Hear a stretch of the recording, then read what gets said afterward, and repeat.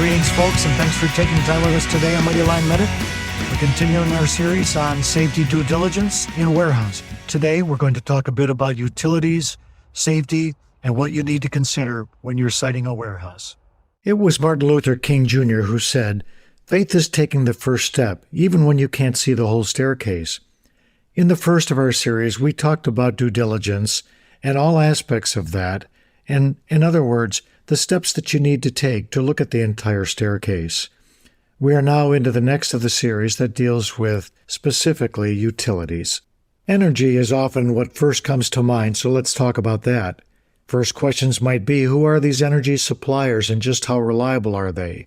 For electrical supply, it's critical to understand your present and future energy needs.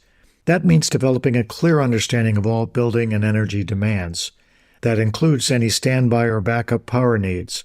You'll want to do that by identifying the source and type of power that is available to the site.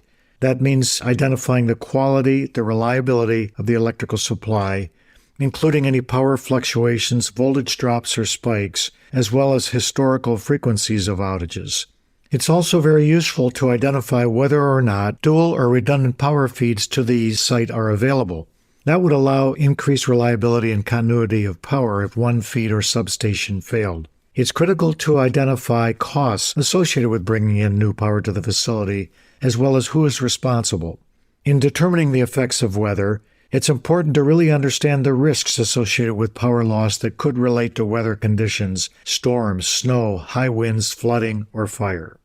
One critical area of building and operations review involves, on the HVAC side, a complete understanding of building ventilation, the design, the demand, and the number of air changes that are required for the facility.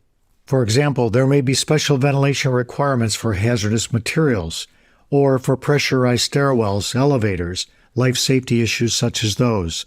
And what about future expansion for HVAC volumes that may need to be considered? And there's the issue of comfort for employees. That could include the delivery of cool night air via roof fans, or designing roof fans for smoke evacuation in the event of fire.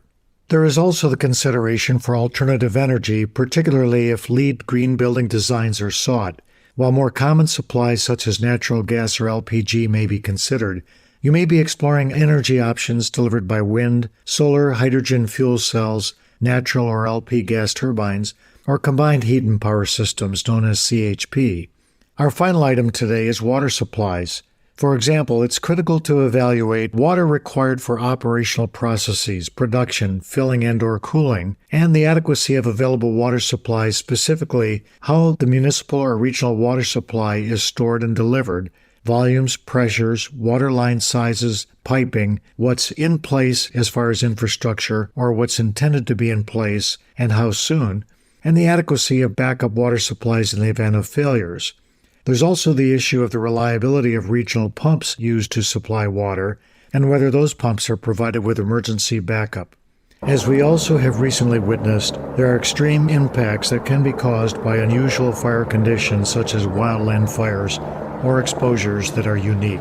So whether it's seismic, wind, fire, flood, or any other natural disaster exposure, we need to pay particular attention to those risks because they can be extremely impactful not just on the operation, but on the entire business.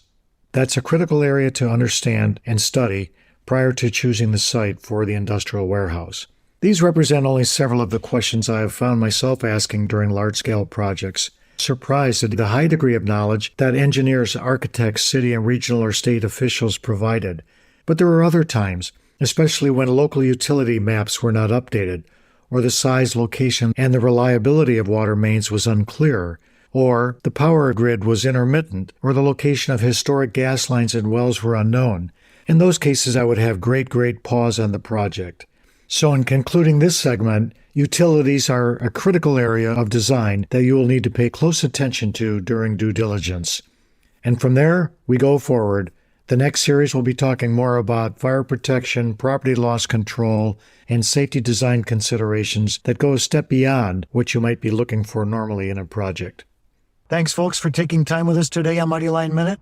We appreciate your time and especially your efforts to take a look at mightylinetape.com to see what we can do to help you in your areas of operational excellence, safety, and delineation within the workspace.